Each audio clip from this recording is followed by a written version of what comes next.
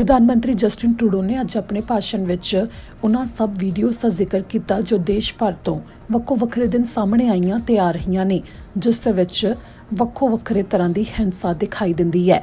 ਖਾਸ ਤੌਰ ਦੇ ਉੱਤੇ ਪੁਲਿਸ ਅਧਿਕਾਰੀਆਂ ਦੇ ਪ੍ਰਤੀ ਲੋਕਾਂ ਦੇ ਮਨ ਵਿੱਚ ਡਰ ਮਹਿਸੂਸ ਹੋਣਾ ਤੇ ਲੋਕਾਂ ਨੂੰ ਇਹ ਮਹਿਸੂਸ ਹੋਣਾ ਕਿ ਪੁਲਿਸ ਅਧਿਕਾਰੀ ਉਹਨਾਂ ਦੀ ਰੱਖਿਆ ਨਹੀਂ ਕਰ ਰਹੇ, ਸਗੋਂ ਉਹਨਾਂ ਨੂੰ ਡਰਾ ਰਹੇ ਨੇ। ਇਸ ਦਾ ਜ਼ਿਕਰ ਵੀ ਪ੍ਰਧਾਨ ਮੰਤਰੀ ਨੇ ਕਰਦੇ ਹੋਏ ਕਿਹਾ ਕਿ ਉਹ ਬਿਲਕੁਲ ਇਸ ਗੱਲ ਤੋਂ ਵਾਕਫ ਨੇ ਕਿ ਲੋਕ ਕਿਹੋ ਜਿਹਾ ਮਹਿਸੂਸ ਕਰ ਰਹੇ ਨੇ।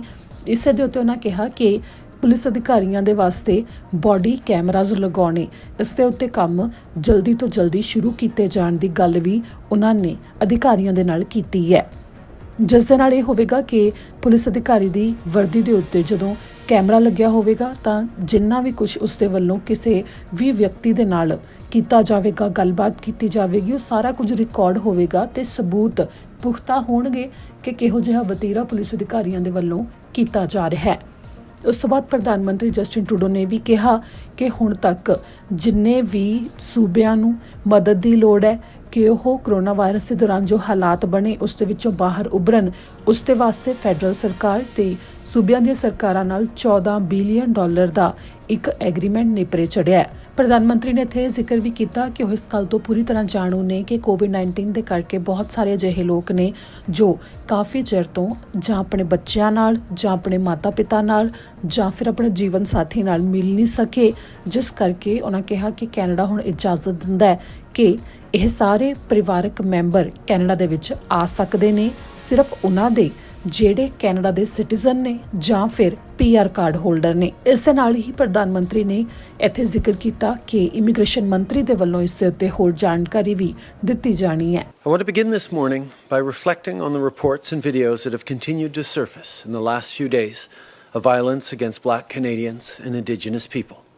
And I want to talk about what this means for our path forward as a country.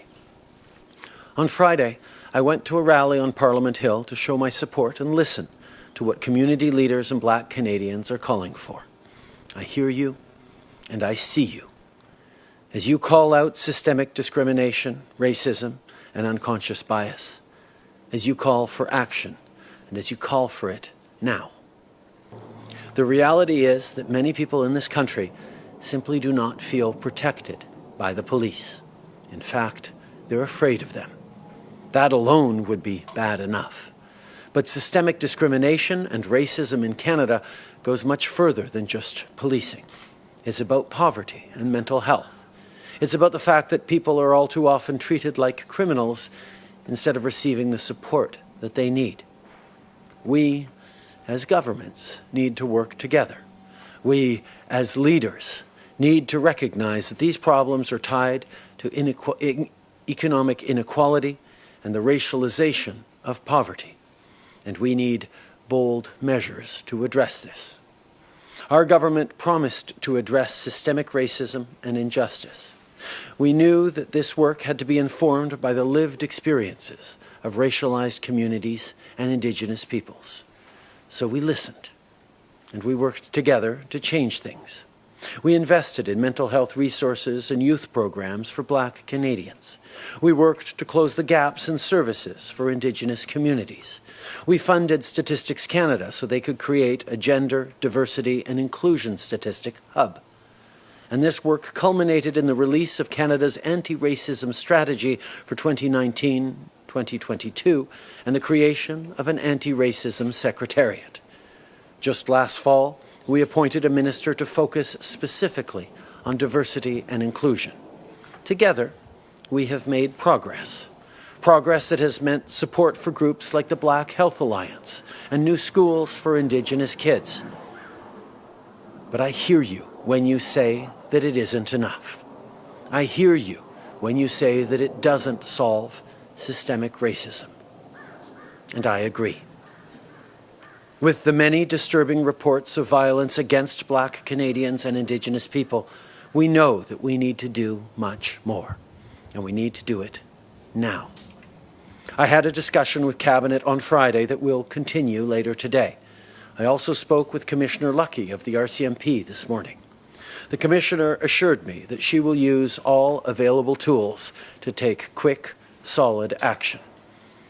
On our call, one of the things we discussed was the adoption of body cameras. I'm committing to raising this with the provinces this week so we can move forward as quickly as possible. Minister Blair has also reaffirmed to me his commitment to improving Indigenous policing. And later today, I have a stock take on reconciliation to discuss our work with Indigenous communities. I am committing to you that this work will continue to accelerate the pace of change, because you deserve real commitments as quickly as possible that addresses the root causes of these problems. Les choses doivent changer. Mais réparer des siècles d'injustice, d'exclusion et de violence, ça ne se fait pas du jour au lendemain. Il faut travailler ensemble, il faut travailler fort. Aujourd'hui, je m'engage à continuer à mener la charge. Et notre gouvernement va travailler aussi fort et aussi vite que possible pour bâtir un pays plus juste et meilleur avec vous. There's no doubt that the last few months have been harder than anyone could have expected. This pandemic has meant different challenges for everyone. But no matter who you are and no matter what you're dealing with, a little bit of help can make all the difference. Maybe your employer has been able to keep you on the payroll because of the wage subsidy, a program that's supporting 2.5 million jobs. Perhaps you got some extra help through the Canada Child Benefit, or you'll receive more money with the top-up to your old age security. Or you might even be one of the 500,000 young people who has accessed the student benefit, helping you pay for next year's tuition.